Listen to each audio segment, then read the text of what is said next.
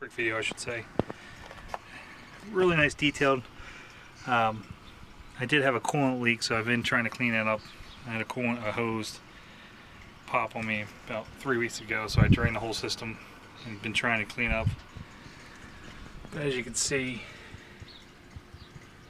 really good shape. Here's the on computer over here.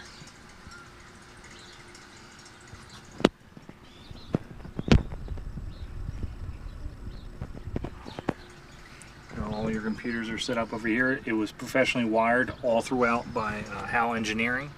Did the wiring and the tuning on the car. Even underneath the hood here is all detailed.